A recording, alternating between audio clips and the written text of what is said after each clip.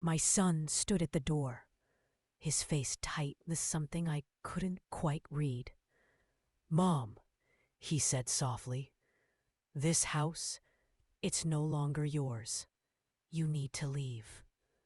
It was Christmas Eve, and the snow was falling gently outside our small town home in Willow Creek, Ohio.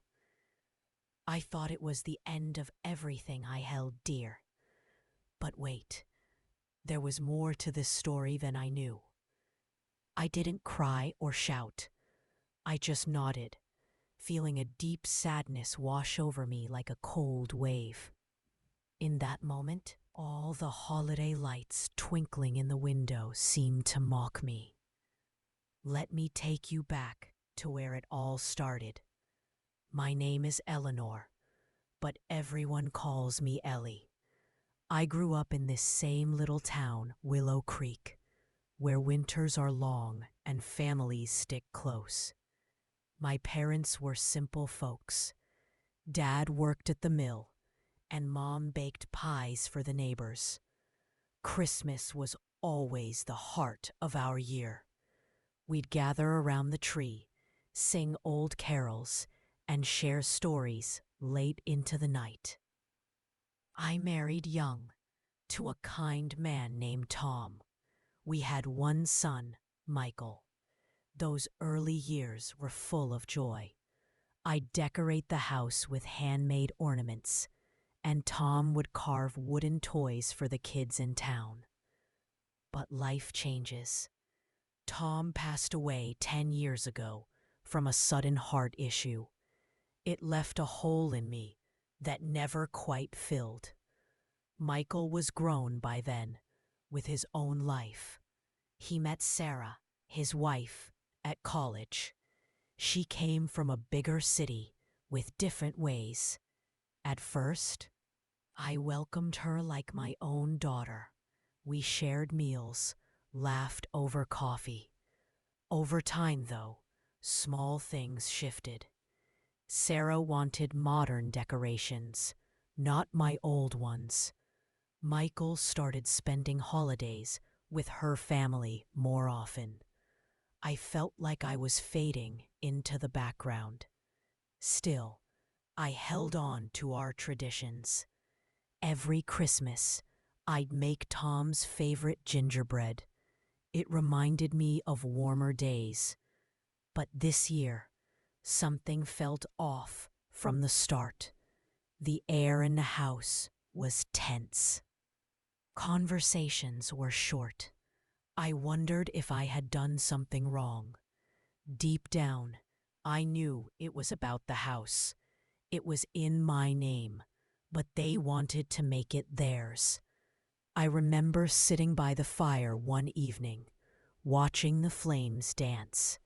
My mind wandered to happier times. Christmas had always been my anchor. As a young girl, I dreamed of seeing the world, but life kept me here.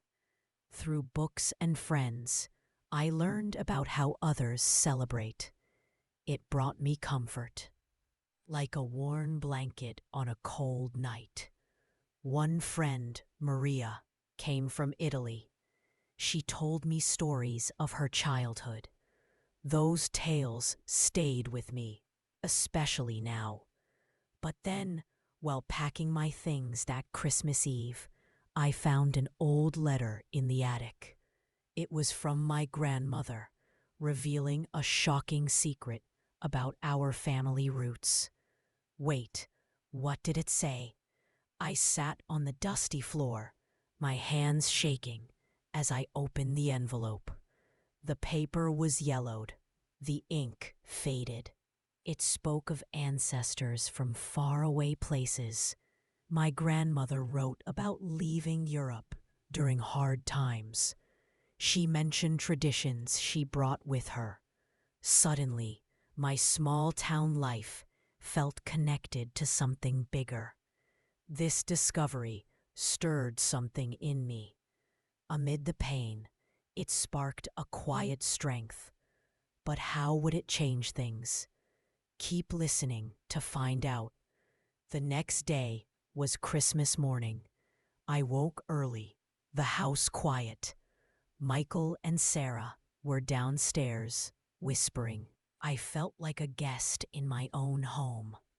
I made coffee, trying to act normal. "Merry Christmas," I said softly. Sarah smiled, but it didn't reach her eyes. Michael avoided my gaze.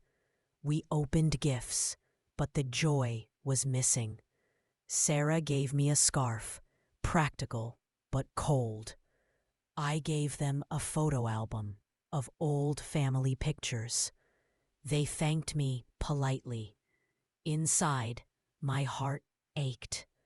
Why had things come to this? I thought back to when Michael was little. We build snowmen, laugh until our sides hurt. Now, it felt like a wall between us. Sarah wanted to renovate the house, make it modern. She said my old ways were holding them back. I didn't argue. Instead, I retreated to my room. There, I pulled out that old letter again. I mentioned Italy, where my great-grandparents came from. Maria's stories came flooding back. In Italy, they have La Befana, a kind witch who brings gifts. She's like Santa, but with a broom and a heart full of regret. La Befana searches for baby Jesus, leaving treats for good children. If naughty, they get coal. It's a tale of seeking forgiveness, of making amends. I felt a connection. Like La Befana, I was searching for something lost. My family's love, perhaps. It brought a tear to my eye. But there was more. The letter hinted at other places. My ancestors traveled through Austria. There, they knew of Krampus, the scary figure who punishes the bad. Krampus is half goat, half demon. He comes with Saint Nicholas, warning children to behave. It's a dark side to the holidays, but it teaches lessons. In my mind, I wondered if Krampus could visit my home. Not to scare, but to remind us of kindness. The thought made me sigh deeply. As the day went on, tension built. Sarah suggested I look for a new place soon. Michael nodded, saying it was for the best. My heart broke a little more. Then, during lunch, Sarah mentioned her own family traditions from the city. But when I shared one from Japan, she laughed it off. Wait for it. That sparked something unexpected. Japan's Christmas is unique. They eat KFC for dinner, a tradition from a clever ad years ago. Families order buckets of fried chicken, making it a feast. It's not religious there, more a romantic holiday. Couples go on dates, lights glow everywhere. I learned this from a book long ago. Sarah said it sounded silly. Who eats fast food for Christmas? She asked. Michael chuckled. But to me, it showed how celebrations adapt. It hurt that they dismissed it. I felt even more alone. But inside, a quiet resolve grew. Maybe these stories could bridge the gap. The afternoon dragged. We watched a movie, but my mind wandered. I thought of New Zealand, where Christmas is in summer. There they have barbecues on the beach, grilling seafood, playing games under the sun. It's the opposite of our snowy holidays. I imagined being there, free from this pain. The warmth, the ocean waves. It brought a small smile to my face. But reality pulled me back. Sarah was talking about selling some of my old things. To make space, she said. I nodded, but my chest tightened. Evening came, and I decided to share more. I told them about Iceland's Yule lads, but then Michael interrupted with shocking news. What was it? Keep watching to find out. In Iceland, 13 Yule lads visit before Christmas. Each has a funny name, like Spoonlicker or Door Slammer. They leave gifts or pranks in shoes. Children put shoes by the window. Good ones get treats. Bad get rotten potatoes. It's playful, full of mischief. I thought it might lighten the mood, but Michael cut in. Mom, we need to talk seriously, he said. His voice was firm. He explained they wanted to start a family, needed the space. The house was too old for them. I felt the ground shift under me. All my memories here, and they wanted me gone.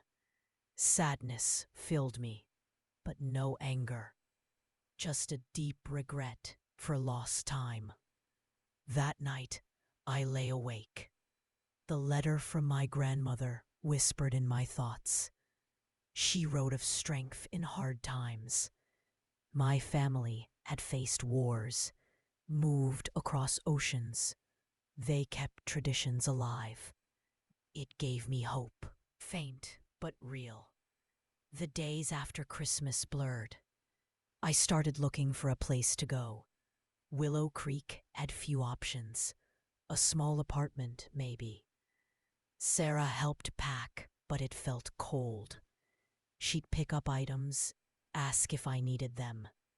Many were mementos from Tom. One was a candle from Sweden. A friend sent it years ago. It reminded me of St. Lucia's Day. In Sweden, on December 13, girls dress in white, wear candle crowns. They serve buns, sing songs.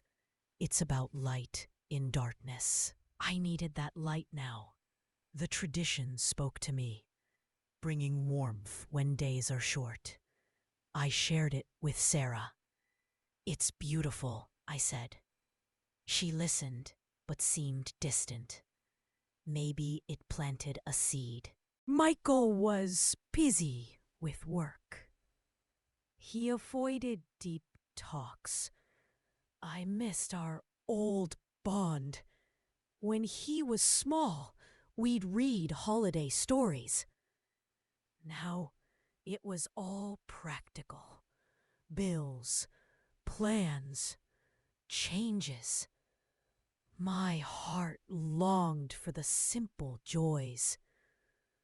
Another tradition came to mind. In Catalonia, the Tio de Nadal, a log with a face, fed treats. Children hit it with sticks on Christmas, singing. It poops gifts. Silly, but fun. I chuckled thinking of it. Perhaps my family needed some fun. But how to bring it back? As I packed, I found photos from a trip Tom and I took to Colombia long ago. Their caroling with lanterns touched me. On December the 7th, streets light up with candles. People sing, share joy. It's a community thing. We don't do that much here. Our town has a parade, but it's small. I wished for that glow now. The tension peaked one evening. Sarah found the letter. "What's this?" she asked. I explained my family history. She read it, her face softening a bit. "I didn't know," she said. But then she set it aside. Later, Michael joined us. "Mom, there's something else," he said. The lawyer had news about the house. Then the lawyer said, "Ha! This is impossible." My heart raced. What could it be? The letter mentioned inheritance, perhaps. Something tied to old traditions. I felt a twist coming. Amid the betrayal, a path to empowerment. But what happened next? In that moment, I thought of more traditions, like the Gavle goat in Sweden, a big straw goat, often burned by pranksters. It stands tall each year, a symbol of resilience, rebuilt no matter what. Like me, I hoped. The lawyer's call was set for tomorrow. I barely slept. Questions swirled in my head. For now, let's reflect on Columbia's lanterns. They guide the way, like stars. I needed guidance too. Another one. In South Korea, they give money in envelopes. Practical, but thoughtful. Holidays there are quiet, unlike our loud gatherings, or used to be. Now, silence filled the house. I whispered a prayer that night. For understanding, for peace. Christmas spirit, wherever it came from. The story was far from over. Betrayal stung, but memories of world celebrations gave me strength. Quietly, I planned my next step. Traditions like roller skating to church in Venezuela. Whole families on skates, joyful to Mass. It's lively, full of energy. I imagined skating away from my troubles. A smile crossed my lips. Or Las Posadas in Mexico. Processions seeking shelter, like Mary and Joseph, breaking piñatas, singing. It reminds us of hospitality, kindness to strangers, something my family forgot. Christmas is more than one place. It's a world of wonders. But the lawyer's words would change everything. What was the twist? This part of my story brings back so many feelings. Sadness, but also hope. Traditions connect us all. In Norway, they have kransekake, a tower cake of almond rings, sweet, stacked high for celebrations. I never tasted it, but dreamed of it, like building a new life, layer by layer. The Christmas pickle in America, hidden on the tree. Finder gets luck. We did that once. Michael loved it. Now, it felt forgotten. But memories linger. In Ireland, St. Stephen's Day. Kids carry a wren, collect treats. Old custom, full of song. It made me think of simpler times, when joy was easy. Mistletoe in England for kisses, symbol of love. Our home had it, but no more. In Germany, the Christkind brings gifts, angelic, pure. I wished for that purity now. Picnicking in South Africa under summer sun. Braais with friends, warmth in a different way. Wigilia in Poland, 12 dishes for apostles. Meatless, thoughtful. Foie gras in France, fancy treat. Holidays indulgent. Giant lanterns in Philippines, lighting the sky. Spectacular. Breakfast porridge in Finland with hidden almond. Winner gets a wish. Peace filled my mind, each one a thread in my story. As I waited for the lawyer, I felt less alone. The world was big, full of ways to celebrate. Quiet strength grew in me. Betrayal might hurt, but empowerment waited. If you stayed hooked, please like, share, and subscribe for more. The letter changes everything. Last time, I told you how my son Michael asked me to leave the house on Christmas Eve. The snow was falling, and my heart felt heavy. But then, I found that old letter from my grandmother in the attic. It revealed a secret about our family. And just when I thought things couldn't get worse, the lawyer called with news that turned everything upside down. I sat there in the quiet house, holding the phone. The lawyer's voice was calm, but his words shook me. Mrs. Eleanor, this changes the ownership of the property. I didn't know whether to feel relief or more fear. But wait, there was a twist no one saw coming. Let me take you a little further back before I share what happened next. That letter wasn't just words on paper. It was like a window into a world I never fully knew. My grandmother, Anna, came to America in the early 1900s. She left Ukraine during tough times, bringing only a few belongings and stories from home.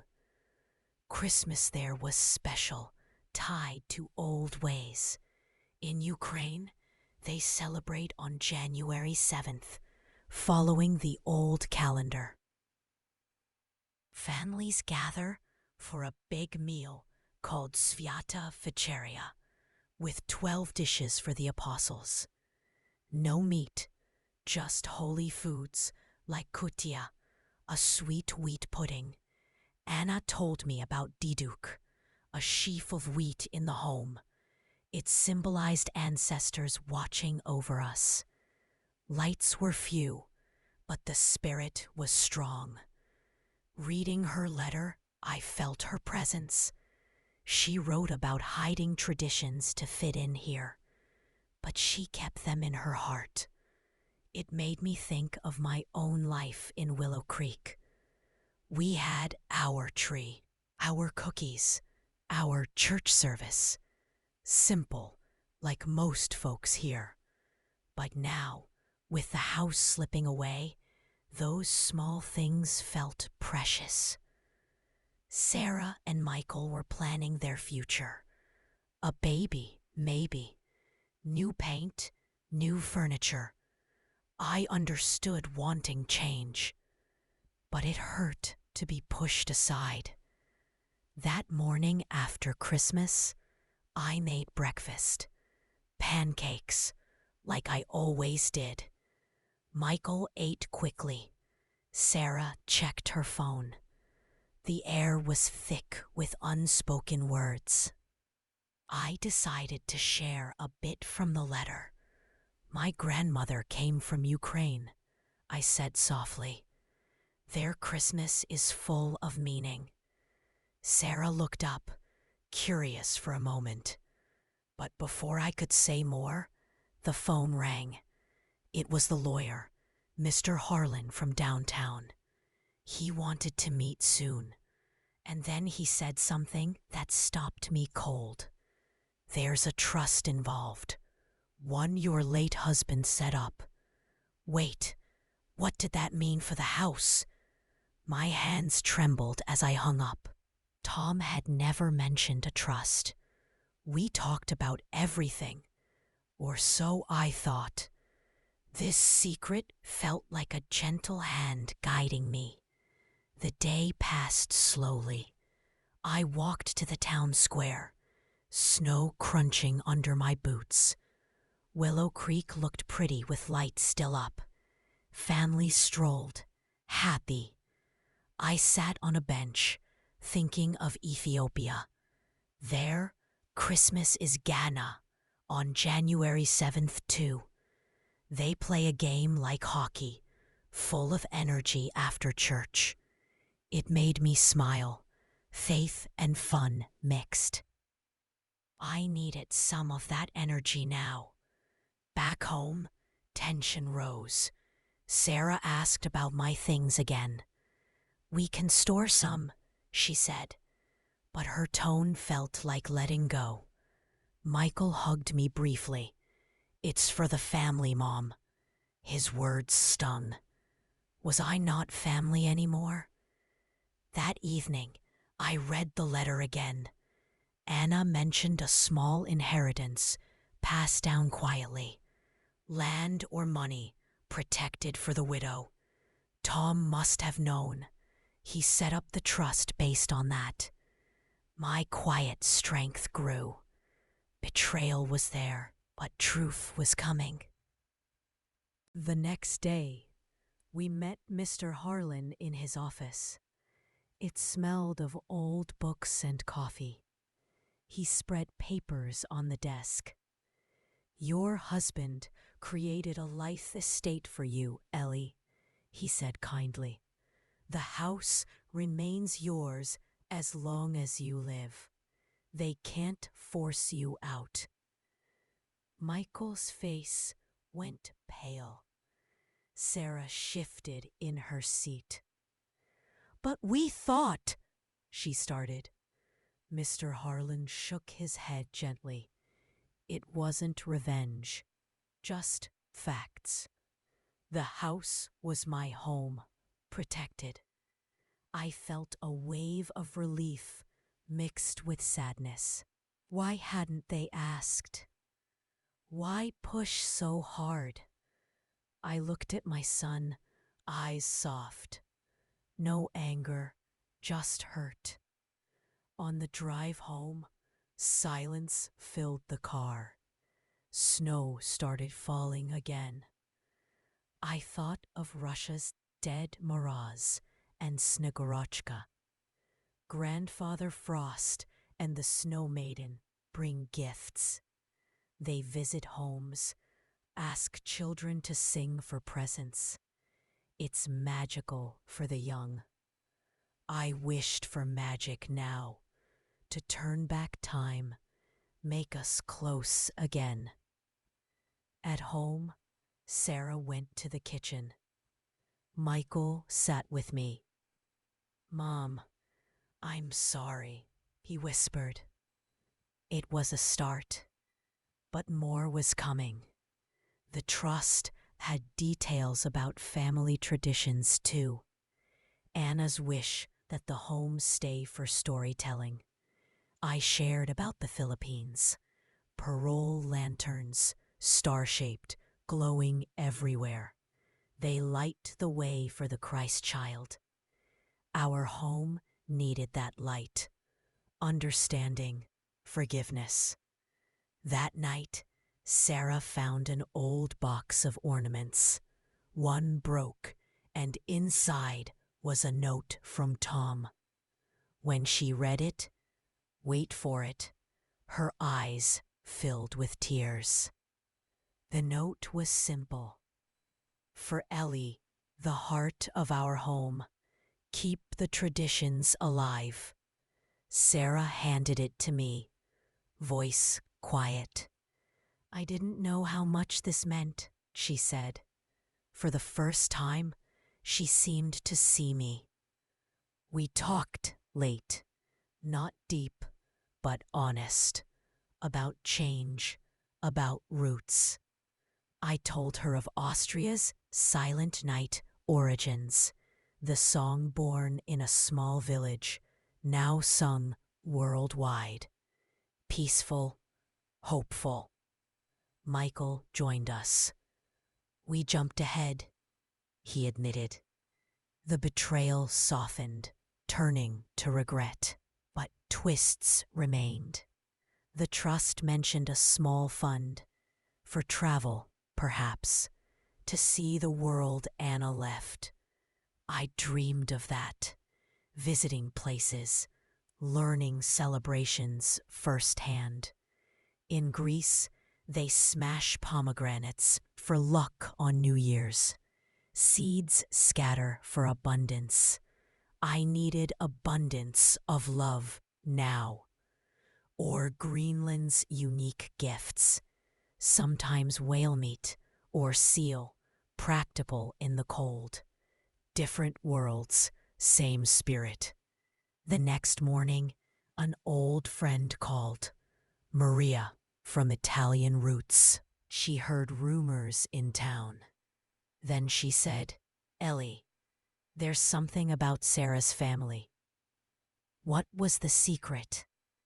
Keep listening. Maria knew Willow Creek gossip. Sarah's parents pushed for the move, wanting them closer to the city. It explained the rush. Not just them, but pressure from outside. My heart softened more. We all carry burdens. I thought of India's diverse holidays. Some Christians there light clay lamps, like Diwali, but for Christmas. Blending cultures. Beautiful. Or Canada's Boxing Day sales, but also quiet family time. Here, we could blend too, old and new. Sarah made tea that afternoon. Tell me more about Ukraine, she asked. I did, voice warm. About caroling with stars, going house to house. Generosity rewarded. Michael listened. A small bridge built. But the fund in the trust, it was enough for a trip. Maybe together. Days passed. We unpacked some boxes. Laughter crept in slowly. I shared about Brazil's beach celebrations. Fireworks. White clothes for peace. Joyful, lively. Sarah smiled. Sounds fun. Progress. One evening, tension rose again. Sarah mentioned selling anyway later, but Michael stopped her. No, he said firmly. This is Mom's home. Quiet strength in him too. Like mine. I recalled Czech Republic's carp for dinner. Swimming in the tub first, then eaten. Odd to me, but tradition. Or Puerto Rico's parandas, surprise caroling parties. Spreading cheer unexpectedly. That's what I wanted. Cheer in our home. The letter's full secret unfolded. Anna left a recipe book with notes on holidays worldwide. Tom hid it for me. A treasure. While reading it, we found a photo of a place in Italy and a dress. Then Maria called back. Your family owns a small cottage there. Everyone was watching. What would happen next. The photo showed a stone house, vines growing, Anna's childhood home, passed down. Not big, but real. A connection across the ocean. Sarah's eyes widened. Michael grinned. A family trip? Hope bloomed. Traditions like Italy's panettone, tall sweetbread. Shared with loved ones. We could share now. Or Epiphany feast, with hidden bean for king. Fun, uniting. The betrayal faded. Empowerment came quietly. Not revenge, but truth winning. The storm quieted. Understanding grew. But the trip. Would we go? More twists ahead. In Armenia, they light bonfires. Jump over for luck. We needed that leap. Of faith. Or Lebanon's elaborate meals. Family Central. Yes, the world of Christmas wrapped around us. Healing. If you stayed with me this far, thank you from the heart. Like, share, and subscribe for more Grandma stories. Part 3, coming soon. Whispers of the past and new beginnings.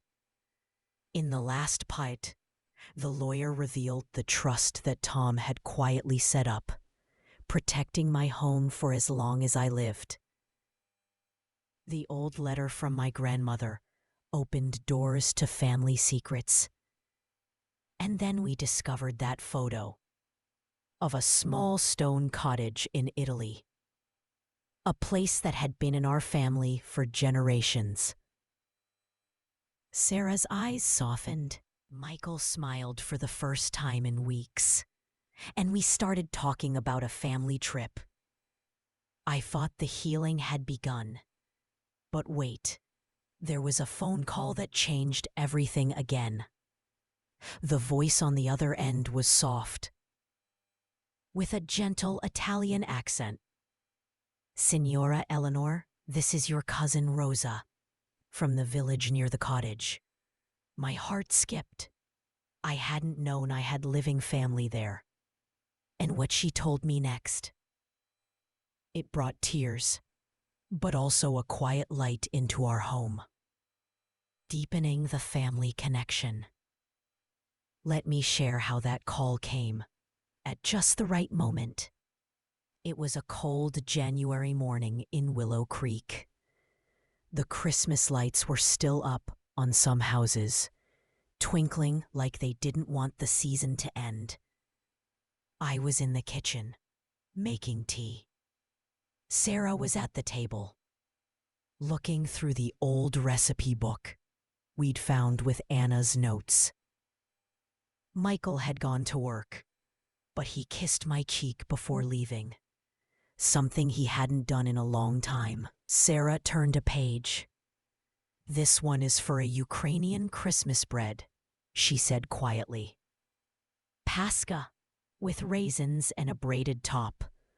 I nodded, feeling warmth spread in my chest. We were trying. Small steps, but real ones. The betrayal still lingered in quiet corners, but understanding was growing, like a seed under snow. Then the phone rang. An international number. I answered, unsure. And there was Rosa, she explained slowly. Her grandmother and mine were sisters. The family split when Anna left for America. The cottage had passed to Anna's line, quietly protected. Rosa lived nearby, tending the old place. It's small, but full of memories, she said. Olive trees, a view of the hills, We celebrate Christmas with the seppo, a big log we burn slowly through the nights. I listened, my eyes misty. The Yule log tradition, but Italian style. Families gather, tell stories as the fire burns. Gifts come on Epiphany. From La Befana. Sarah leaned closer, hearing my side. When I hung up, I shared it all. Her face lit up. A real cousin in Italy? We sat together, planning to call back. But then Rosa mentioned something in her email. With photos, an old chest in the cottage attic, locked, with Anna's name on it. Wait, what was inside? Keep listening because it tied everything together in ways I never expected. Vines, heavy with grapes in summer. It felt like a piece of me I didn't know was missing. Michael came home early. We showed him. We could go, he said softly. All of us. See it for ourselves. The idea hung in the air, full of hope. The trust fund was enough for tickets, a short stay, not luxury, but meaningful. That evening, we talked more than we had in years. I shared about Denmark's traditions. They light real candles on the tree, careful and beautiful. Risky, but it honors light in the dark months. Sarah listened. We take so much for granted, she whispered. Michael nodded, holding her hand. The hurt was fading. Not gone, but softer. Like an old wound, healing slowly. I thought of Hungary's Bethlehem plays. Children dress up, go door to door, acting the nativity. Welcomed with treats. Our home needed welcoming again. And it was happening. Rising tension with gentle twists. Days turned into weeks. We booked flights for spring when the weather would be kind. Rosa offered to host us part of the time. But small tensions lingered. Sarah worried about money, the baby they hoped for. Michael stressed at work. One night, doubt crept in. Sarah said quietly, "What if the cottage needs repairs? We can't afford big fixes." Michael agreed, voice low. I felt the old sadness return. Was the dream too much? I sat by the window, watching snow melt. Then I remembered Portugal's traditions. On Christmas Eve, they set extra places at the table for the dead, honoring those gone. Tom would want this trip. He always talked of travel we never did. I shared it gently. "Let's not fear," I said, "one step at a time." Sarah hugged me. First time since the trouble started. "I'm sorry for before," she whispered. Tears came, quiet ones. We looked at more traditions. In Belgium, St. Nicholas comes on December 6th with Black Peter. Children leave shoes with carrots for the horse. Gifts and sweets if good. It teaches kindness early. Michael smiled. I remember leaving my shoe out. Memories bridged us.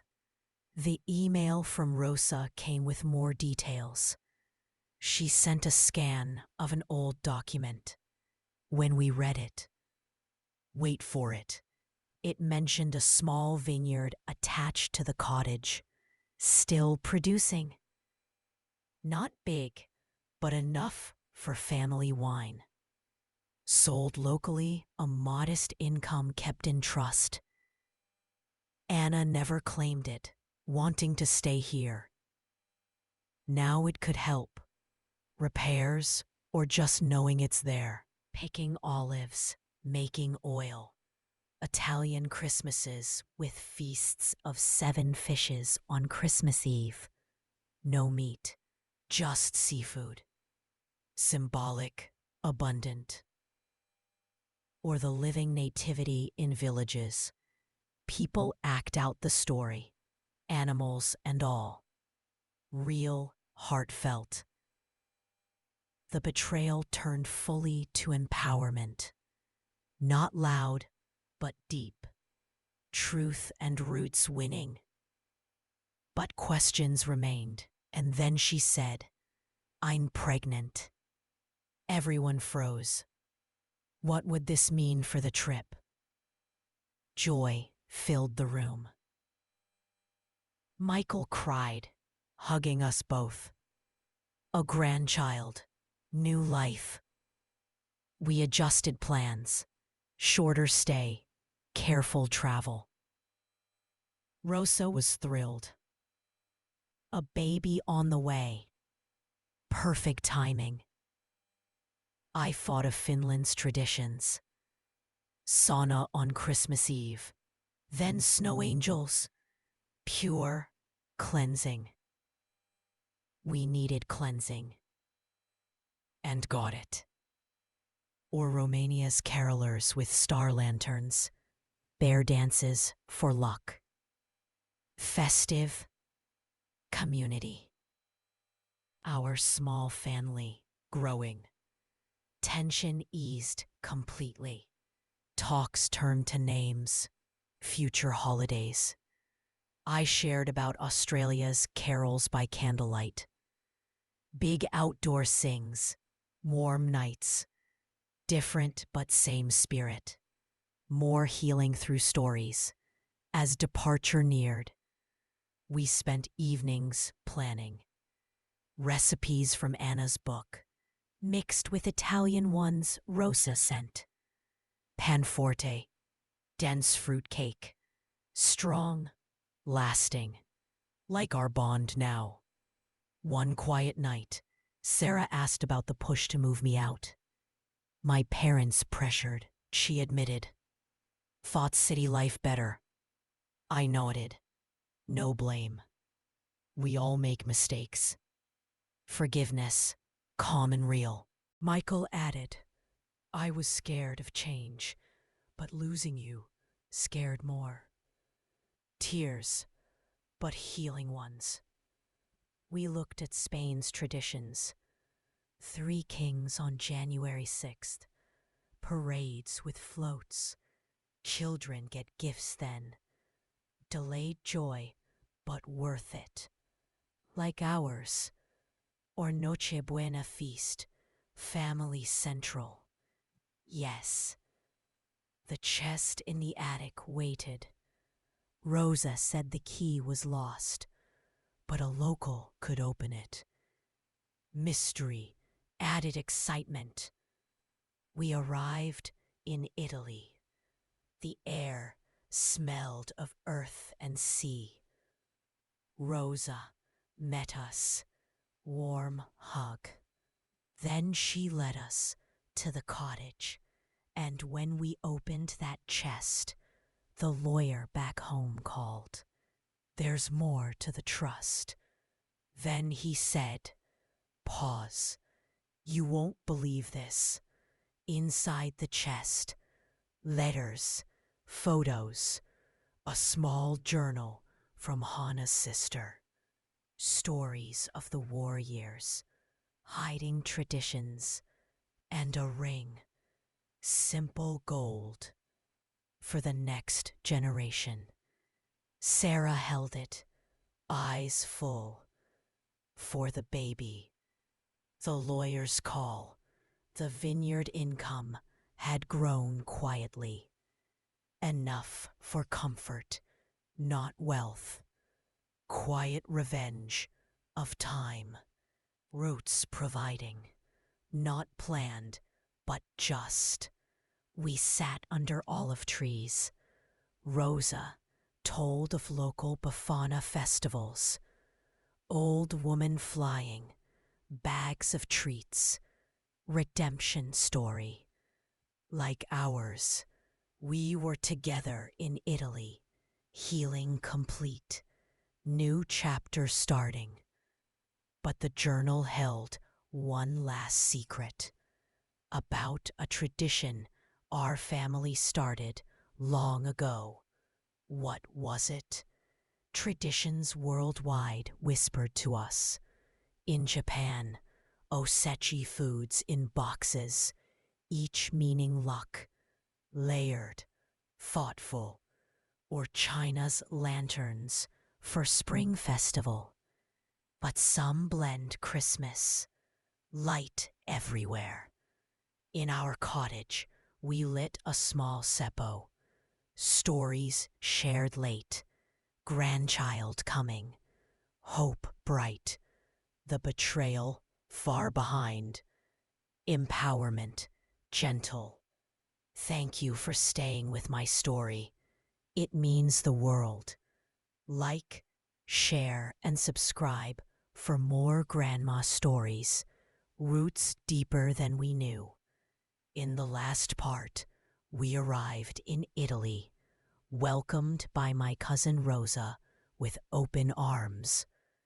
The little stone cottage felt like coming home to a place I'd never been. We opened the old chest in the attic, found letters, photos, and a simple gold ring meant for the next generation. Sarah held it with tears in her eyes, thinking of the baby on the way. The vineyard brought quiet surprise, and healing felt complete. But then, as we sat reading Anna's sister's journal by the fire, we came across a page that made us all go silent. It wasn't just stories of the war. It was a family tradition, started long ago, that tied our blood to something bigger. And when Rosa explained what it meant today, my heart filled with a warmth I hadn't felt in years. Wait, because this tradition was about to change how we saw Christmas forever. Settling into the cottage, let me take you deeper into those first days in Italy. The air was softer than Ohio, with a scent of olive trees and distant sea. The cottage was small, just a few rooms, but every corner held echoes of the past. Rosa showed us around. The kitchen had an old wood stove, pots hanging like they'd waited decades. Anna left for America, Rosa said softly, but her sister stayed. They wrote letters until the end. We slept well that first night, tired from travel. Sarah rested more, careful with the baby. Michael and I walked the vineyard rows at dawn. The vines were bare, but promising. Breakfast was simple. Fresh bread, cheese, Rosa's homemade jam. We talked easily, no rush. I felt the old hurt from home melting away like morning mist. Sarah touched her belly gently. This little one will know both places, she whispered. Michael smiled, squeezing my hand. Rosa shared about local life. The village nearby had a piazza, a church with bells that rang clear. Christmas here lingered into January, with Epiphany, the big day. Children waited for La Befana, the kind witch on her broom. She fills stockings with sweets or coal, depending on behavior, but always with love. I thought of my own childhood. Simple gifts, but full of meaning. Now, sharing this with family felt like a gift itself. That afternoon, we returned to the journal. Page after page of daily life, recipes, prayers.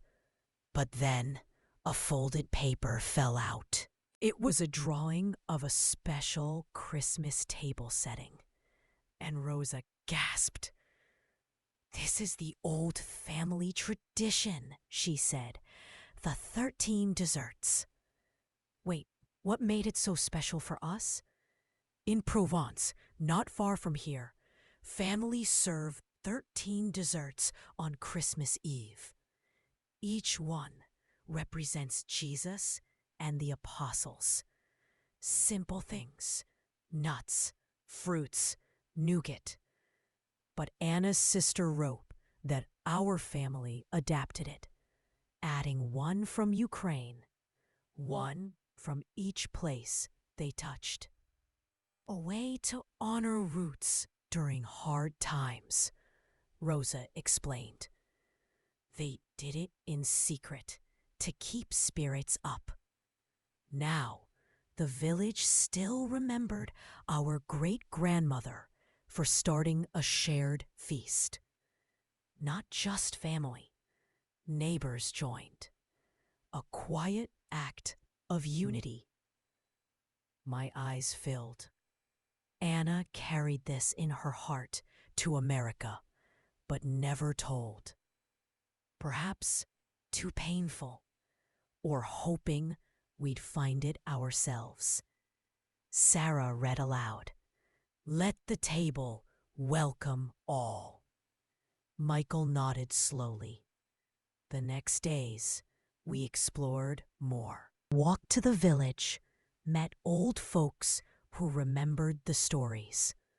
One woman, Nonna Lucia, brought dried fruits. For the desserts, she smiled. We planned our own small version. Gathered ingredients: almonds, figs, dates, oranges. Added Ukrainian dried apples from a market. Tension came softly. Sarah tired easily, needed rest. We worried about the flight home. But Rosa said, "Stay longer if needed." Michael called work, took extra time.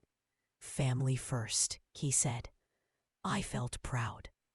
One evening, doubt whispered, "What if we can't keep this up back home?" Sarah asked quietly. The old patterns might return. I held her hand. We carry it inside now. We learned about Malta's traditions. Processions with baby Jesus statues. Churches glowing. Community strong. Or Cyprus, similar, but with their own carols. Blending, like our family. The vineyard man came. Showed us pruning. "Good year coming," he said. The income steady, enough to maintain. Quiet empowerment. No need for big changes. While pruning, we found an old marker stone, engraved with a date and initials. When the vineyard man explained, wait for it, it was a hiding spot during the war for a special Christmas icon. Not valuable money-wise, but a small, painted icon of the Nativity, hidden to protect. Anna's sister buried it, retrieved later, now in the church, lit each year. The village priest showed us, candlelight on old wood colors. Rosa said, "Your family kept faith alive." Tears came freely. Sarah prayed quietly. Michael too. Healing deeper. We thought of Slovakia's traditions. carp ponds, then dinner, life cycles, or Lithuania's wafer sharing with wishes. Breaking bread, forgiveness. Yes, back at the cottage, Rosa brought out old photos. One showed Anna as a young woman with a man we didn't know.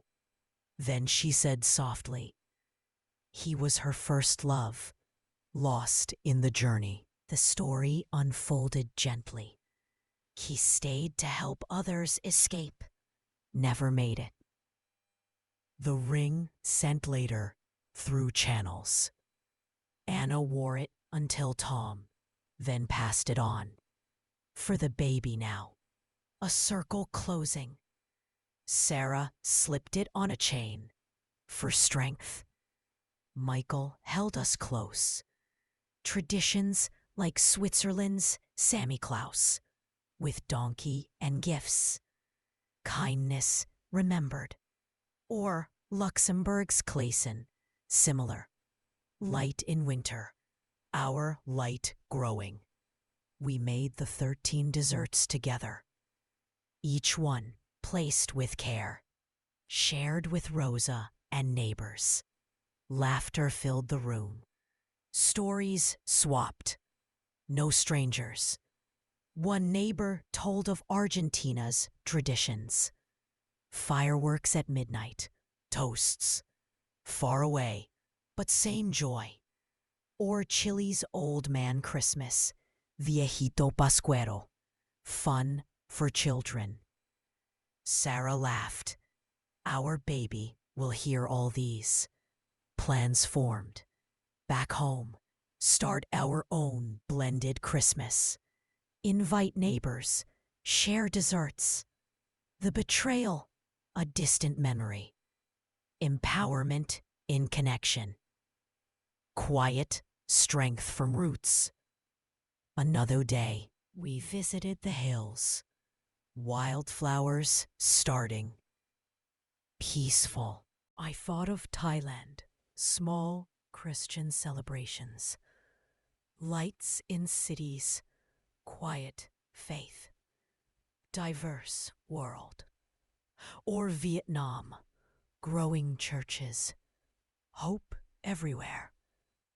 Our last evening, the priest invited us to a small epiphany prep.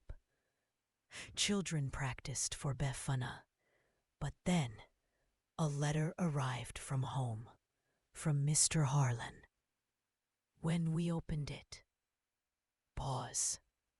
The trust has one more surprise. Not money, a provision, Tom added, inspired by Anna. For family gatherings, protected time, and a small fund for others. To help elders stay home. My heart swelled. Tom's quiet love. We cried together. All of us. Traditions like Netherlands Sinterklaas. Poems and surprises. Personal touches. Or Belgium again, but with speculoos cookies. Spiced warmth. Italy wrapped us in its gentle arms. Roots deeper, bonds stronger, but home cold, with the baby growing.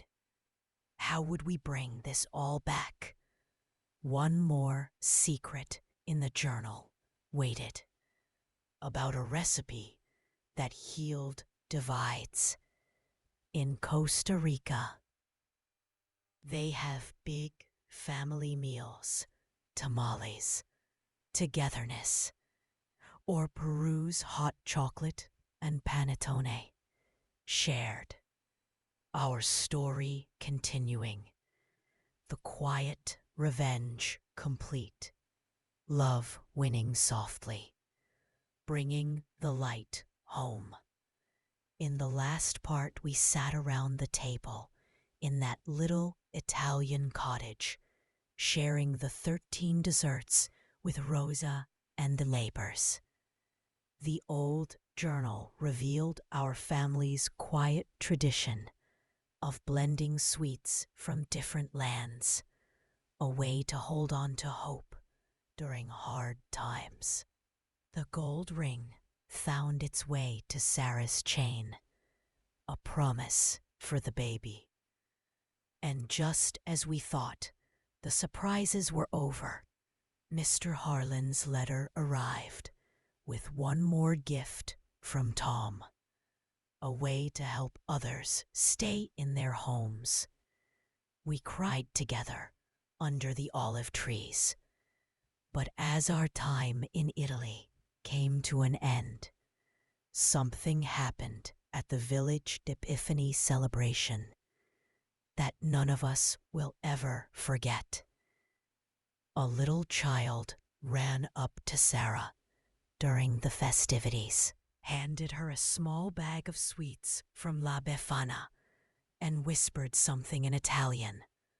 Rosa translated, and when we heard it, my heart felt like it would burst. Wait, because those simple words tied everything together, from Willow Creek to these ancient hills.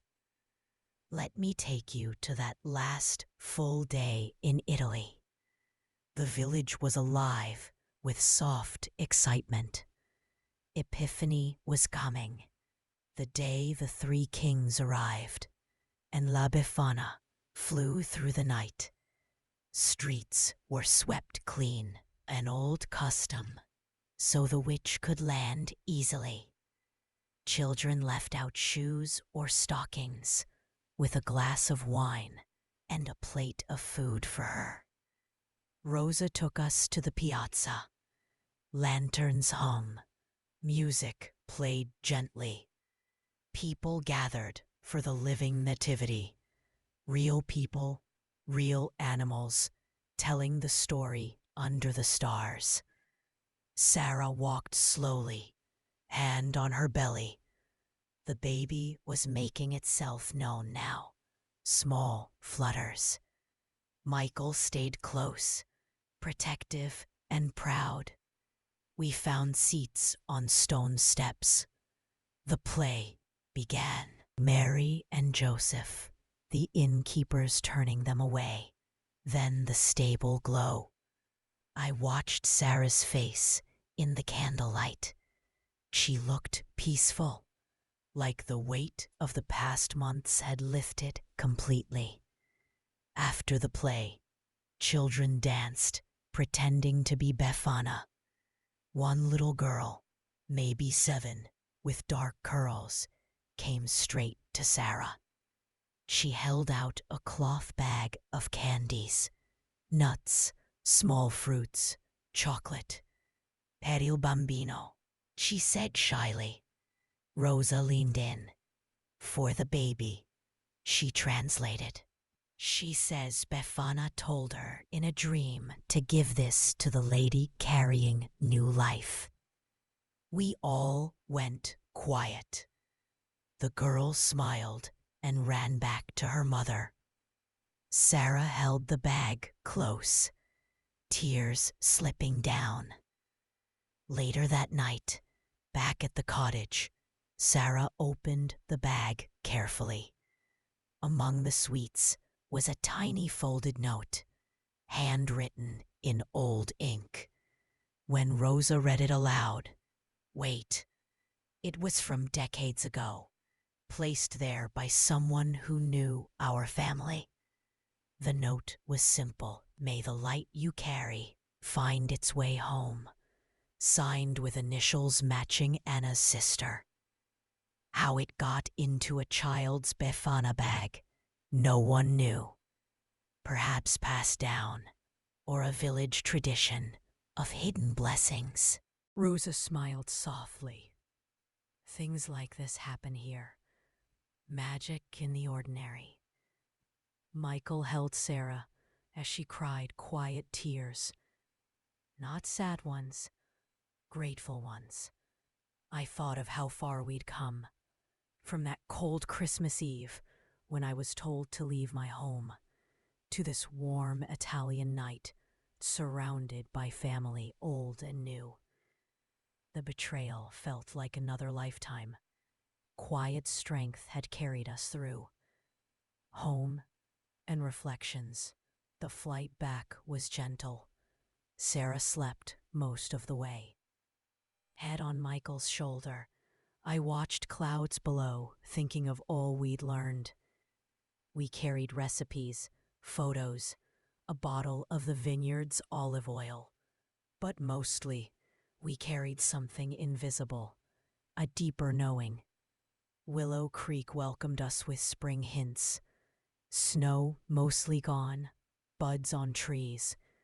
The house looked the same, but felt different when we walked in. We unpacked slowly, placed the gold ring on the mantel for now, hung a photo of the cottage by the door. That first evening home, we made tea, sat together in the living room where tension once lived. Sarah spoke first. "I want to start the 13 desserts here," she said softly. "Invite neighbors, like in the village." Michael nodded. "And tell the stories, all of them." We thought of Latvia's traditions, log dragging to burn bad luck, then jumping over ashes for good, cleansing, like what we'd done, or Estonia's quiet saunas and family meals, peaceful. A week later, Mr. Harlan visited with papers, the extra fund from Tom. It wasn't just for gatherings. When he explained how to use it, wait for it, the first person it could help was someone we knew in town. Old Mrs. Jenkins down the street. Widowed, children wanting her to sell and move. Same story, almost. We looked at each other. "We can help," Michael said, voice steady. The fund would cover legal help, set up protection like mine. Quiet justice, not revenge, just paying forward. Sarah smiled. Tom would like that. We invited Mrs. Jenkins for tea, shared a few desserts we'd practiced making, told her gently. Her eyes filled. "You mean I can stay?" Yes, and more would come. Summer came softly. Sarah's belly grew round. One afternoon, she felt a strong kick during a call with Rosa. Then Rosa said, the vineyard had its best year. And then, the village wanted to name a small feast after our family. What would we call it? They suggested Festa della Luce Portata a Casa, Festival of the Light Brought Home. From the note in the bag, honoring how we came, shared, healed. We cried over the phone, agreed softly. Traditions like Bolivia's nativity scenes with local touches, llamas, markets, unique, personal, or Ecuador's Paso del Niño parades, joyful. Ours now, too. Fall arrived. We prepared for our first blended Christmas. Invited the town, not many, just enough. Made the 13 desserts. Added Ukrainian kutia, Italian Tyrone, even a nod to Japan's simple elegance with mochi sweets a friend sent. Mrs. Jenkins helped bake. Others brought dishes. The house filled with gentle voices. Michael strung lights outside. Sarah rested, but glowed. I sat by the fire, watching, thinking of Ghana's celebrations, drumming, dancing into the new year, energy we borrowed in laughter, or Kenya's church services long into the night, faith strong. December came. Snow fell lightly again. One evening, Sarah went into labor early. We rushed to the hospital, calm but quick, And when the baby arrived, the nurse handed her to Sarah, and the first thing the little one did made us all gasp softly. She opened her eyes, looked around, and let out a small coo, peaceful, like she knew she was home. A girl. We named her Anna Rosa, for both sides. The gold ring would be hers one day. Rosa flew over for a visit later, held the baby, tears quiet. The light made it home, she whispered. Yes, we thought of Morocco's small Christian communities, sharing quietly. Or Tunisia, similar. Faith anywhere. Little Anna slept in my old cradle, refurbished. The house full of soft voices, planning next Christmas. The circle of light. In the last part, little Anna Rosa came into the world on a snowy December night, just like the one when everything almost fell apart a year before. She opened her eyes and cooed softly, as if she already knew the love waiting for her.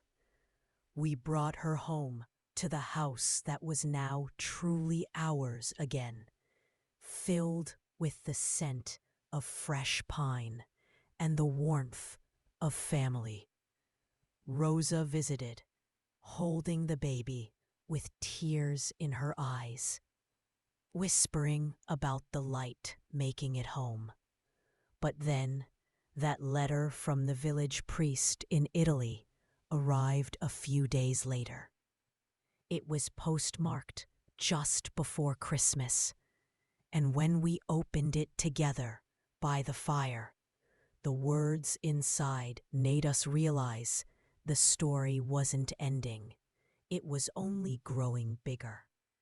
The priest wrote about a small tradition the village wanted to start in our honor.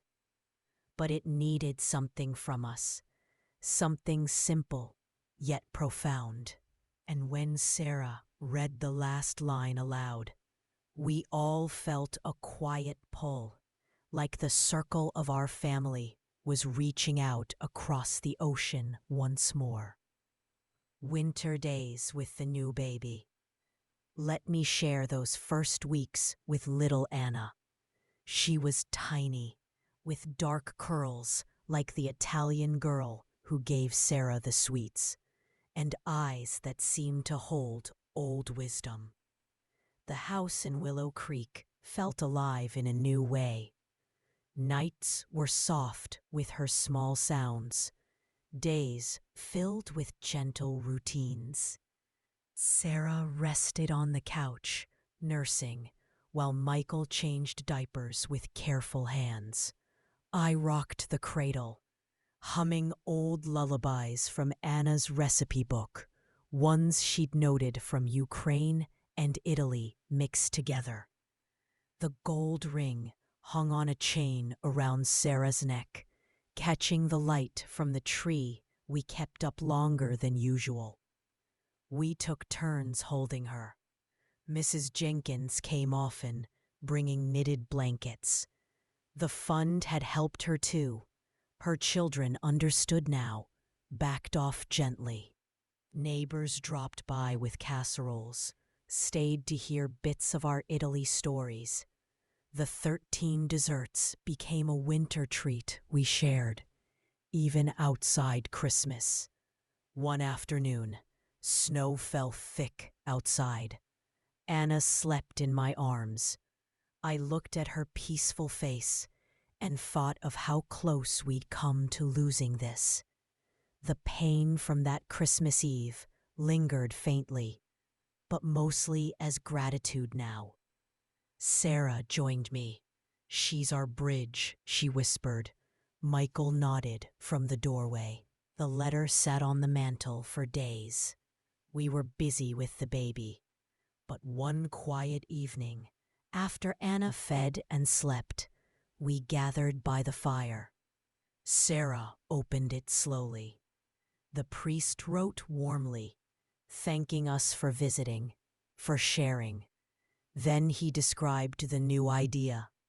Wait, a small annual gathering on Epiphany, blending traditions, named after the note. But they needed a recipe from us, one to start it all. Not just any, the one from the journal's last page. The healing recipe Anna's sister mentioned, for a sweet bread that brought divided families together after the war. The priest said villagers still talked of it, lost over time, but hoped we had it. We searched the journal again. There, tucked in the back, faded but clear. Ingredients simple: flour, honey, nuts, dried fruits from many places, baked with a prayer for unity. Sarah's eyes shone. We can send it. Michael smiled. Or bring it ourselves. The idea hung soft in the air. Travel with a newborn? But possible. Careful. Winter deepened. We practiced the bread, the kitchen filled with warm scents. Anna watched from her bouncer, cooing at the oven light. It rose golden, braided like Ukrainian pascha, but with Italian touches. We shared slices with neighbors, told the story. Mrs. Jenkins said, "This tastes like hope." Others nodded. We thought of Bulgaria's traditions. Banitsa with fortunes inside. Paper wishes rolled in pastry. Ours had no papers, but carried wishes anyway. Or Serbia's Sesnica, similar, with a coin for luck. Family treasures. The fund grew quietly. Helped 2 more elders in town. Words spread softly. No fanfare, just kindness. Michael took time off work. Priorities changed, he said. Sarah healed strong. Evenings, we read about more places. Mongolia's rare celebrations, but warm family gatherings. Or Kazakhstan, blending old and new. Worldwide, hearts similar. Spring hinted. Anna smiled her first real smile. Then Rosa called. The village planned the first Festa della Luce portata a casa. But a small problem. The old cottage roof leaked. When she asked if the vineyard income could help, wait for it, we realized it was more than enough and tied to something deeper. The income had built over years untouched, enough for repairs and to start a small community oven in the piazza, for baking the bread together, open to all. We sent the funds gladly. Quiet empowerment again. Roots supporting branches. Sarah laughed softly. Our family fixing what time wore down. Michael booked tickets. Summer visit, longer this time. With Anna. Traditions like Croatia's Badnjak log burning, or Slovenia's similar customs. Fire for renewal. Ours burning bright. Summer came green. We flew again, Anna in a carrier against Sarah's chest. The village welcomed us like old friends. The roof fixed, oven new. Then at the first festival, a group of children presented something. Handmade lanterns, with a message inside one. What did it say? Keep listening. Welcome home. light carriers. Simple child scrawl. We cried quiet tears. The feast began. Our bread central, shared widely. Villagers brought their touches, blended, abundant. Rosa held Anna. She'll grow with 2 homes. Yes, we thought of Uruguay's quiet family meals, or Paraguay's similar warmth. Connection everywhere. Time moved soft. Anna grew. First steps in the cottage garden. First words, mixing English and Italian words, Rosa taught. Christmases blended fully. 1 year here, 1 there. Neighbors joined, then friends from farther. The fund helped more. Stories spread. No drama, just steady good.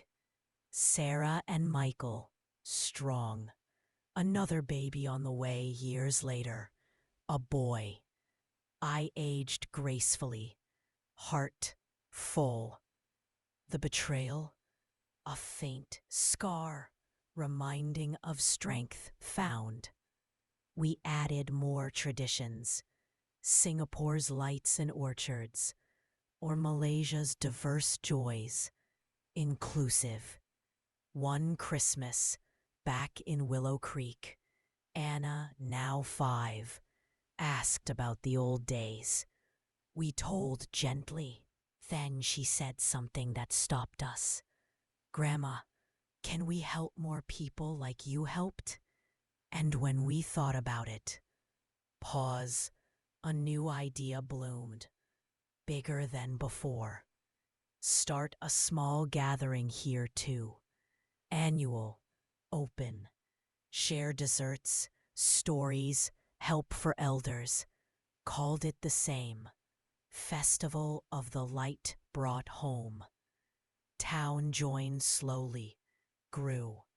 Mrs. Jenkins co-hosted until she passed peacefully. Legacy. Traditions like New Zealand's summer pohutukawa trees, blooming red. Natural beauty. Or Fiji's community feasts. Shared. Holidays come each year, full of meaning from many places, but mostly from love mended. The quiet storm, long gone. Only calm warmth left. But stories like ours continue in small ways, perhaps in your home, too. Thank you for sharing this journey with me.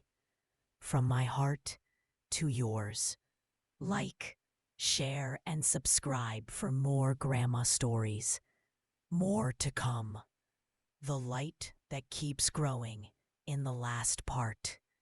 The years passed softly in Willow Creek and in that little Italian village.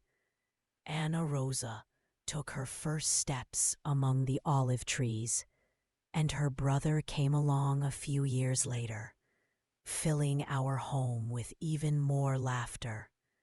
We started the Festival of the Light Brought Home right here in our small town, sharing desserts, stories, and quiet help for those who needed to stay in their homes. The circle felt wide and warm.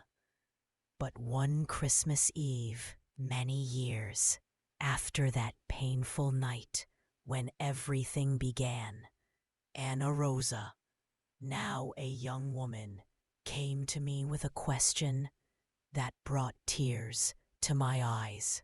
She held my hand and said softly, "Grandma, you've told us the stories, but there's someone new who needs to hear them firsthand." And when she told me who it was, I realized the light we'd carried had traveled farther than any of us dreamed. Wait, because this was about to bring the story full circle in the gentlest way. Years of quiet joy. Let me share how the years unfolded after little Anna's brother Luca arrived. We named him for the Italian hills, bright and strong. A house in Willow Creek rang with children's voices, footsteps running down the hall, questions at dinner, bedtime stories that mixed languages. Sarah and Michael grew into their roles with ease. Sarah taught the kids recipes from the old book. Michael built a small oven in the backyard, brick by brick, for our festival baking. Rosa visited often, then stayed longer each time.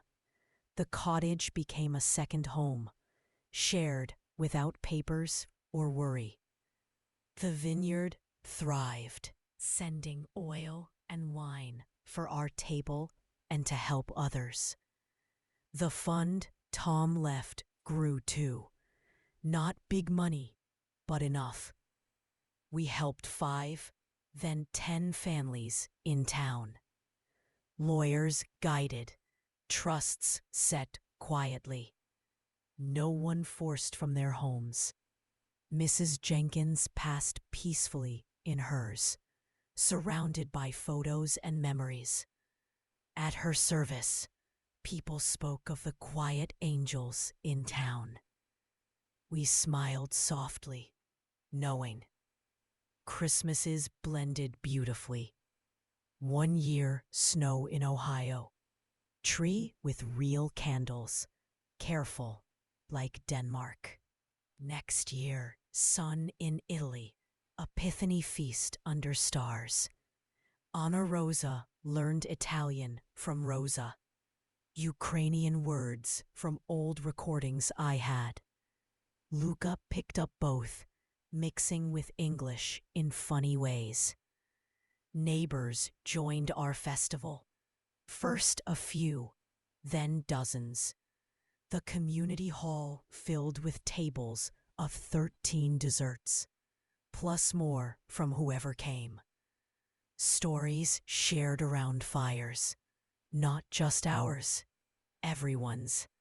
One fall, Anna Rosa started college nearby, studying stories, folklore, how traditions travel. Then she came home one weekend with a notebook full. "Grandma," she said, "I found something in the university archives." Wait, it was a letter, sent long ago that never reached us. An old envelope, postmarked 1950s, from a distant cousin in Canada. Anna's family had scattered farther, some to America, some north. The cousin wrote of keeping Christmas quietly, blending with French-Canadian ways. Réveillon feast after midnight mass, tourtière pies. She hoped to connect one day, but life moved on, letter lost in moves. Anna Rosa's eyes shone. "We can find them now." We did. Emails, then calls. A branch we didn't know. Quiet excitement grew. Traditions like Quebec's Bûche de Noël, Yule log cake, rich, rolled, like stories unfolding. The Canadian family visited one summer. Warm hugs, shared meals. Children played while adults talked late. They brought maple treats for the desserts, added a 14th, then 15th. The table grew with the family. Luca loved the snow stories, how they skate to church sometimes, dreamed of visiting in winter. Sarah planned carefully. Another trip, bigger now. The betrayal from long ago, mentioned once, gently, as the start of it all. Lesson in forgiveness. Michael said, pain led to this. Heads nodded. We thought of Iceland's traditions. Books for Christmas, Jola Bockaflod, Book Flood. We started that too. Gifts of Stories, or Faroe Islands, similar cold beauty. Remote, but connected. Years more. Anna Rosa graduated, worked sharing cultures. Then one Christmas, she brought home a young man. Kind eyes, quiet smile. But when he shared his name and story, wait for it, he was from a family we'd once helped with the fund. His grandmother had almost lost her home. Our quiet help kept her there until the end. Now, he and Anna Rosa met through festival work. Love grew slow and sure. We sat stunned, then smiled wide. Circle again. Sarah whispered, "The light comes back." Yes, traditions like Poland's extra place at table for stranger. He felt welcomed. Or Austria's similar. Hospitality. Their wedding small, in the backyard oven glowing. Blended vows, English, Italian, bits of others. Then Anna Rosa announced, gently, "We're expecting." And the name they chose, what was it? Keep listening. Eleanor, for me. Ellie, tears flowed free. New generation carrying forward. Luca, now teen, helped plan. Rosa flew over, eyes bright. The cottage hosted a celebration too. Village joined. Traditions like Greece's pomegranate smash. Seeds for luck. Scattered joy. Later years, I aged slower than expected. Heart full kept me strong. Watched great-grandchildren play where I once packed boxes in sadness. The festival spread. Other towns heard, started small versions. Help for elders, shared tables. Not famous, just steady. One quiet evening, Anna Rosa read to little Ellie from the journal. Same words I read long ago. Circle complete, yet open. We added more. India's Christmas in Goa, beaches and feasts, or Sri Lanka's lights, diverse beauty. My last Christmas, snow soft like the first painful one. Family gathered close.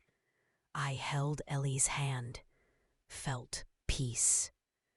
Then I whispered a final wish. Keep sharing. And when they promised, pause, the light felt endless. I passed gently soon after. In my home, surrounded. But stories don't end. The festival continues. Bigger now, but same heart. Anna Rosa tells my story sometimes. Soft voice, like mine, to new faces. Final reflections as part 7 ends, and perhaps this long tale with it. Remember the light we carry. From one wounded Christmas to tables full worldwide, betrayal turned to blessing. Quiet strength won.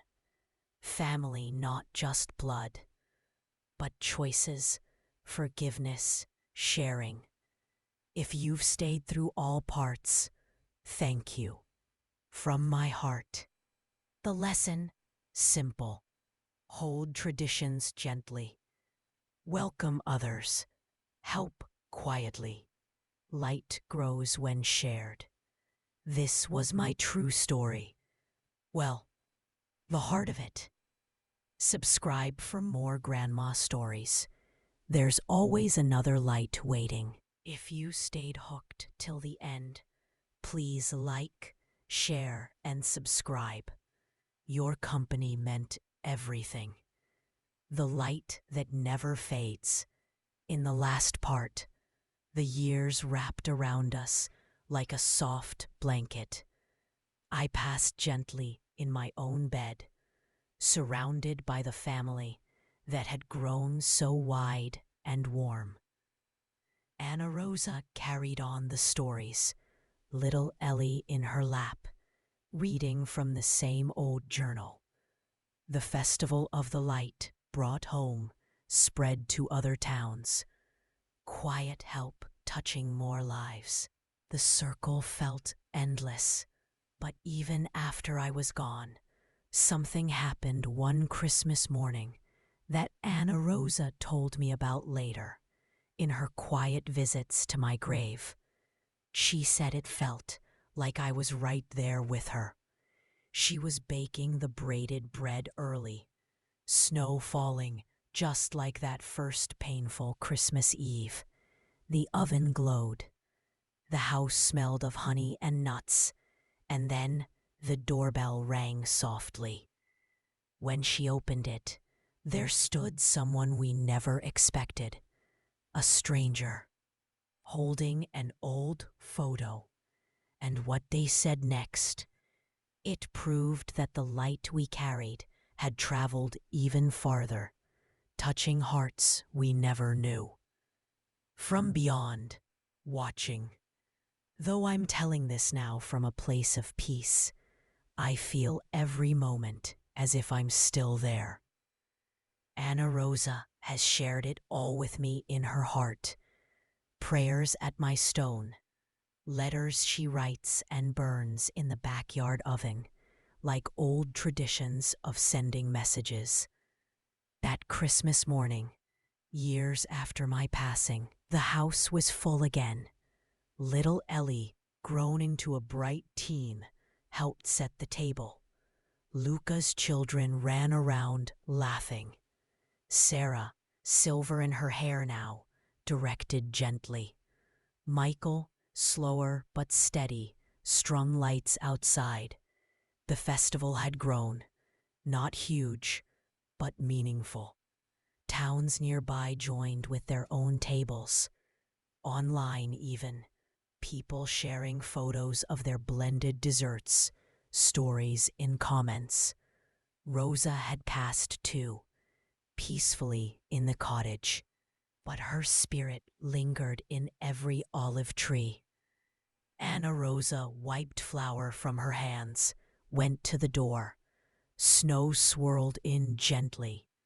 The visitor was a woman, maybe in her 50s, bundled in a coat, eyes kind, but nervous. "Hope I'm not too early," she said softly. "My name is Sophia. I think this was my great-aunt's house once." Anna Rosa paused, heart quickening. Sophia held out the old photo. Faded, but clear. A young woman standing by the vineyard in Italy, arm in arm with Anna's sister. On the back, handwriting. When Anna Rosa read it, wait, it connected to a branch we thought lost forever. The note said, "To my dear ones in America, if this finds you, know we kept the light here too." Sophia explained quietly. Her family fled further during harder times, to Australia. Kept small traditions, 13 desserts with local fruits, like mango and macadamia added. They heard of the festival online, traced roots back through old records. A whole branch, down under, blending Christmas with summer barbecues and carols on the beach. Anna Rosa invited her in. Warm tea, fresh bread. Sophia cried softly. We always wondered if others survived with the stories. They did. We did. Traditions like Australia's 6 white boomers, kangaroos pulling Santa's sleigh. Fun, adapted, shared now. The day unfolded warm, despite snow. Sophia joined the festival, shared photos on her phone. Beaches lit with lanterns, families in shorts singing Silent Night. The light spreading quiet, like ripples in a pond. Sarah held Sophia's hand. "You're home now." Michael nodded, eyes misty. They thought of Papua New Guinea's unique blends, or Samoa's church-centered joys. Far, but same heart. Evening came. Festival fires lit. Stories around them. Then Ellie, now studying like her mother once did, stood to speak. "I found something in old town records. Wait for it. A provision in the original trust. One even Mr. Harlan missed, long ago. A small plot of land nearby, left for community gatherings. Tom's quiet dream, perhaps, now perfect for a permanent hall. For festivals year-round. Help for more." The town agreed, softly. Built it simple, with the backyard oven style. Named it gently, Eleanor's Light. Tears again. My name, carrying on. Traditions like Norway's jewel curve. Paper baskets with treats. Hidden joy. Like surprises. Years more. Ellie married, brought new family. Then one epiphany in Italy. The village full. A young descendant from Sophia's line arrived. But carrying what? Keep listening. An old recipe book, twin to ours, found in an Australian attic. Same handwriting, branched off early. More desserts, more stories. Blended again. The cottage expanded gently. Room for all. Luca's children tended vines. Circle wider. Traditions like South Korea's quiet lights or Taiwan's growing celebrations. Modern, heartfelt. Time flows soft. Generations come, carrying the journal copies. The ring passed down. The story never ends. Just grows. Like Christmas itself, reborn each year.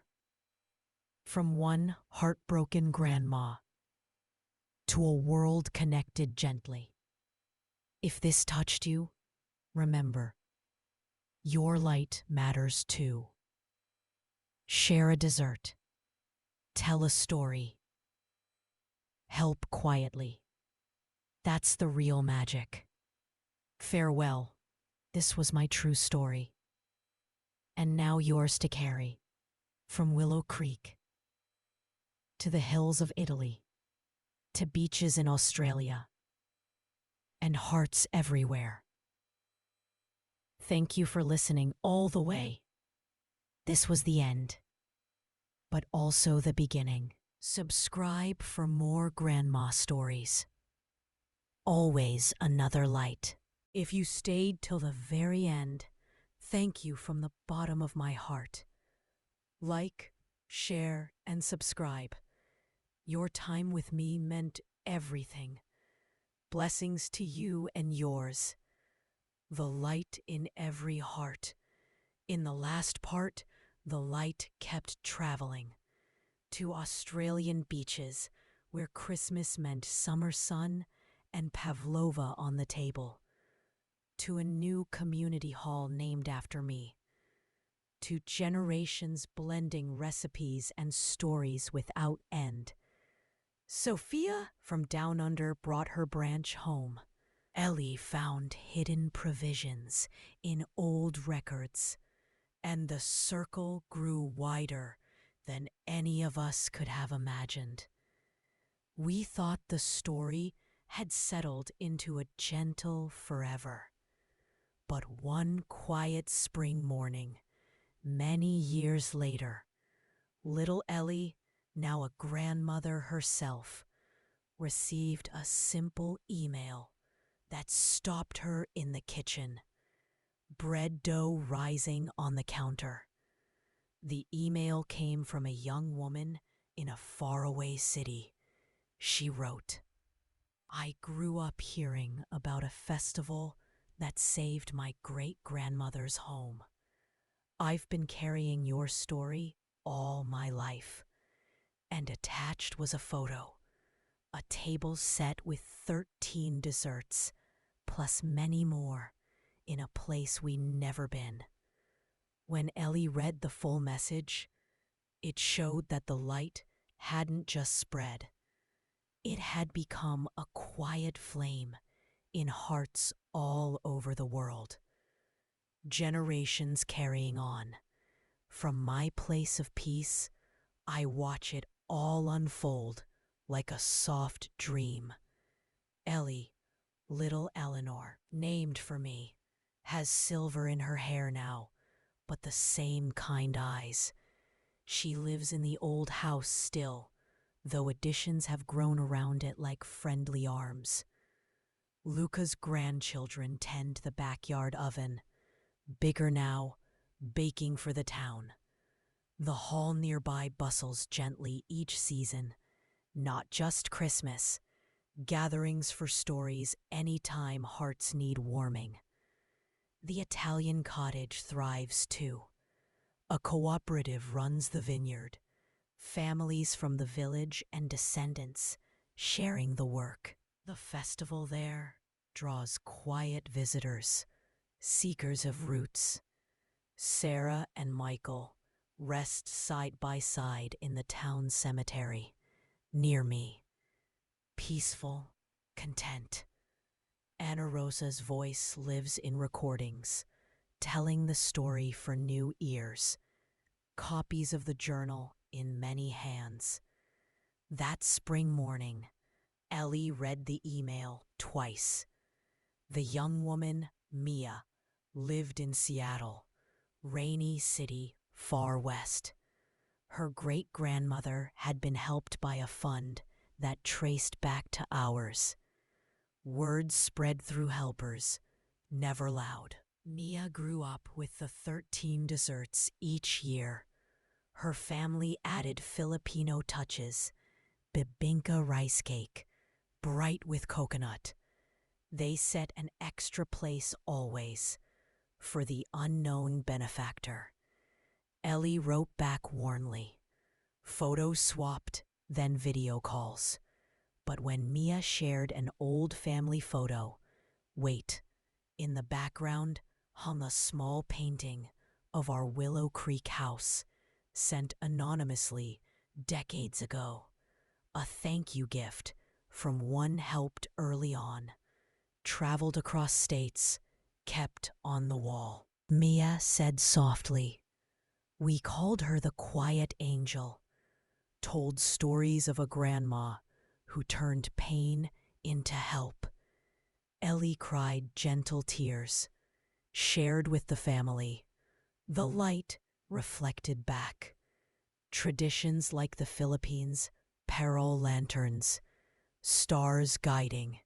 Yes, summer came.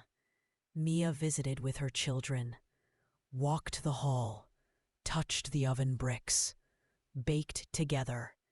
added their touches, purple yam for color, the table longer. More emails trickled from helped families or those who heard. One from Texas, Mexican pan dulce added, champurrado drink warm. Another from England, mince pies, Christmas crackers, blending endless. Ellie smiled. Grandma Ellie would love this. They do. Traditions like Rwanda's emerging celebrations, or Uganda's family gatherings. Hope rising.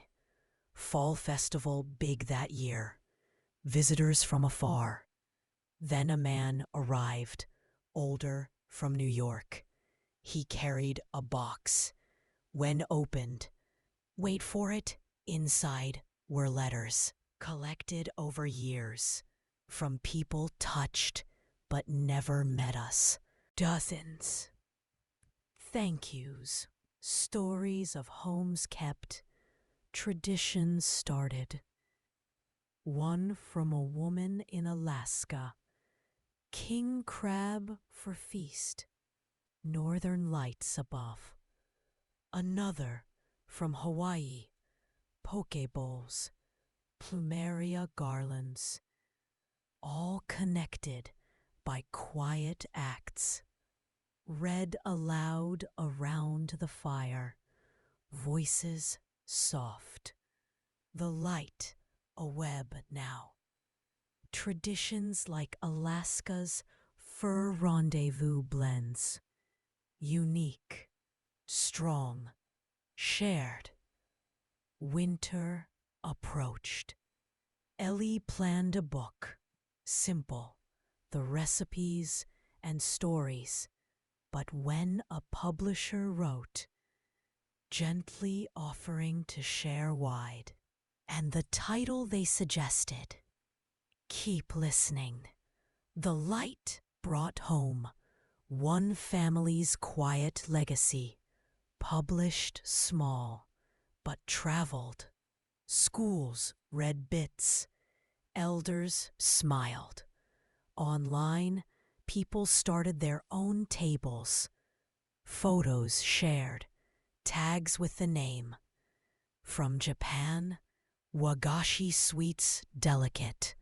From Germany, stolen rich. The world joining. Quiet miracles, years soft again. Great-great-grandchildren learn to bake. Hear the beginning, that painful Christmas Eve, not as tragedy, as the spark. They ask, what if it hadn't happened? Ellie answers, then maybe not all this. Gratitude. The fund evolved. Bigger help, more places, still quiet. Traditions like Jordan's small trees, or Syria's enduring faith. Light in hard places, gentle. Close one final gathering, centennial perhaps, descendants many, table endless. A child stands, young eyes bright. This started with one grandma's hurt heart, and look now. Heads nod, and in the breeze, I feel it, the light eternal, not mine, ours, everyone's. If your heart carries a bit now, share it. A dessert, a story, a quiet hand. That's the true tradition. From Willow Creek to Italy, to beaches and cities and hearts everywhere. The story lives, as do we, in love. True farewell. This was my true story, passed through generations. Thank you for walking every step. May your holidays, whenever, however, Be full of light. This was the end, and the endless beginning. Subscribe for more grandma stories. The light always finds new hearths. From my heart to yours, forever. Like, share, and subscribe if this warmed you. Blessings always. The eternal flame. In the last part, the light became a quiet flame in hearts across the world. From rainy Seattle tables with Filipino bibingka to snowy Alaskan feasts under the northern lights. From Texas champurrado to English mince pies. Letters collected over years were read by the fire. A simple book shared the recipes and stories, and people everywhere started their own gatherings. The web grew gentle and wide. Ellie watched it all with the same soft smile I once had. But one winter evening, far into the future, a young descendant, a great-great-great-grandchild named Lucia, after the light, sat alone in the old house, the journal in her lap, snow falling just like it did that very first Christmas Eve. Lucia traced the faded words with her finger, tears quiet on her cheeks. She whispered to the empty room, "Grandma Ellie, is the light still burning?" And in that moment, something happened that no one could explain. But everyone who heard the story later felt in their hearts, wait, because it showed that some lights never fade. They only pass from one hand to the next. Forever. The house through time. The old house in Willow Creek stands strong still, though time has touched it gently. Additions wrap around like hugs from generations. A bigger kitchen for baking days. A sunroom filled with plants from far places. The backyard oven rebuilt many times, but always in the same spot. The community hall nearby, Eleanor's light, has grown too. Simple wings added for quiet help, rooms where people talk over tea, sort papers, find ways to stay home. The Italian cottage blooms eternal. Vines older, heavier with fruit. The village festival draws soft crowds now, not tourists loud, but seekers of peace. Copies of the journal in many languages. The book reprinted, passed hand to hand. Sarah, Michael, Anna Rosa, Luca, all resting now, side by side, in the town ground. Roses planted there, blooming red each spring. Lucia, young woman with eyes like mine long ago, lives in the house with her own little ones. She bakes the bread each winter, teaches the blending. That evening, snow thick outside, children asleep early. Lucia by the fire, journal open. She read my words, the painful beginning, the trust revealed, the trip to Italy, the healing slow and sure. Tears came, not sad, full. She closed the book softly, looked at the mantel, photos from every branch, the gold ring in a small case, shining faint. Then she noticed something new. A slipped under the door. That day, no stamp. When she opened it, Wait.